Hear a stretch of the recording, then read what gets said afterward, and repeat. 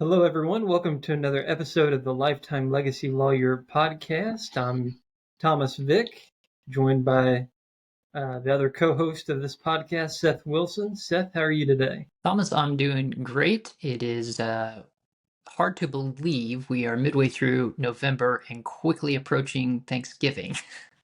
It is right around the corner. Plans are being made as far as family get-togethers, and I'm not ready for it.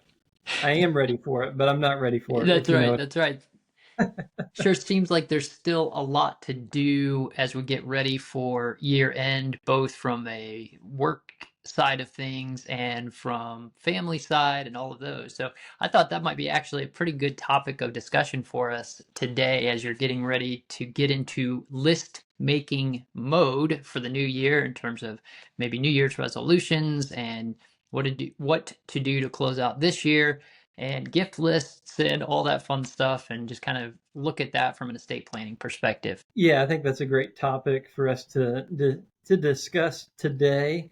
I think probably the best place to start is review your documents, review your estate plan, and make sure that your estate plan is up to date. And a lot goes into what does your estate plan consist of. But this is a great time. You're going to be meeting with family and friends. You're going to be talking about how life is going, getting family updates, all that kind of stuff. And so while these people are front of mind, you should be, thinking, well, have I provided for them properly in my estate plan? So that's where I would probably begin. Yeah, I think that's a great point too, because it is something interesting to talk about as well, because someone may have done something unique with their estate plan that you hadn't thought of or maybe wanted to consider. And so as you're kind of coming across those conversations over the next several weeks, it's also a good time to coordinate meetings with your team of advisors. So that could be a financial advisor, your estate planning lawyer, just all of those things as you're kind of preparing for closing out this year, getting ready for tax time and stuff in the new year, and then also thinking about what changes might need to be done in the new year. Yeah, meeting with your team of professionals that assist you is a great idea. I know from my perspective, one thing that I need to do is find a new CPA, not for any bad reason. I had a great relationship with my former CPA, but he changed sides on me, and he's working for the IRS now. So I got to find a new CPA. But as a business owner, from my perspective, I've got to figure out who my CPA is going to be and what their process is and getting those, tax documents to them, kind of what are their expectations and what will be that working relationship. And, anybody that, has a tax professional do your taxes, that's kind of the same story. You want to have a good relationship with the tax professional and be able to talk with them about end of year items such as what documents that they're going to need. And I think you're right. Financial advisor is a great one as well. Depending upon what financial vehicles you have, there might be incentive or really necessity of funding those financial vehicles before the end of the year. For instance, I work with a nonprofit organization, and they have to put some money into their endowment before the end of the year.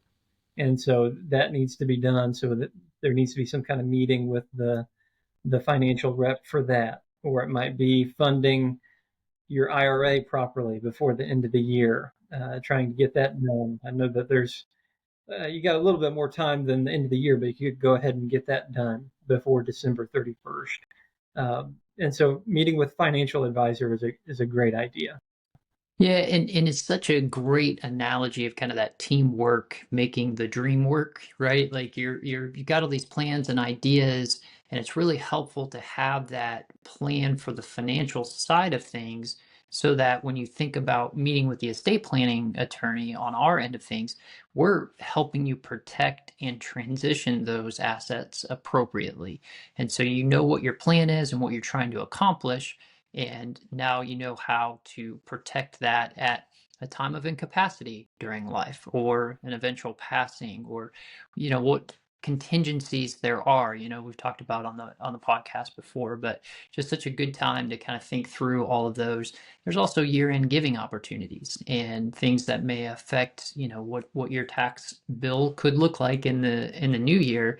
But some of those deadlines coming up at the end of the year, it's also a great time to review your beneficiary designations and make sure that those are up to date, and consider what might have happened during the year. Did somebody become not a minor anymore? They turned into a young adult rather than being a minor, or someone new was born into the family. And have you accommodated that on your beneficiary designations? And then I think you had already mentioned this, but in terms of your overall estate plan as well, making sure that you've addressed any of those additions or changes to your plan so that those individuals are properly cared for in the plan. Yeah, great comments there on what to do towards the end of the year. Another thought that I had is 529 funding. In Indiana, you get a tax deduction for up to a certain amount. I think it may be $1,500 as far as contributions made to a minor's 529 account, and so that's a state income tax deduction that can be taken advantage of, but it's got to be done before the end of the year, as far as I know. So another thing to kind of check off the list of things to keep in mind here at the end of the year.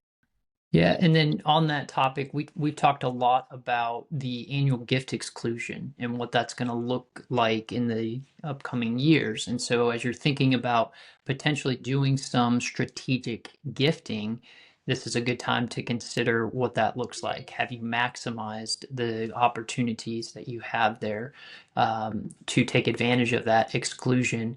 And again, we don't know what the future is going to hold with that, but ultimately, if you have the desire to transition some funds at this time and you have some available gift amounts left, might be a good time to consider what that looks like. Yeah, for sure, for sure. Gift tax exclusion would be it's definitely something to take advantage of here before the end of the year. And while you're doing it, look at those New Year resolutions and see what you have accomplished, some that you haven't accomplished. I know my wife gave me, a free ticket for a date night that I haven't taken advantage of, so I got to do that. Also, a free ticket for a movie night. Haven't taken advantage of that, so I got to do that. So, there may be some things that you plan to do that you might still have time to do before the end of the year. Just get them done. That's Get them right. done.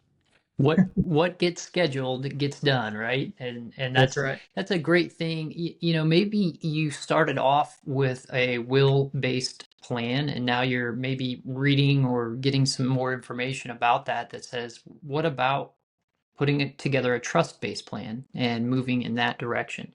Life seasons have changed, or different considerations are now in front of you.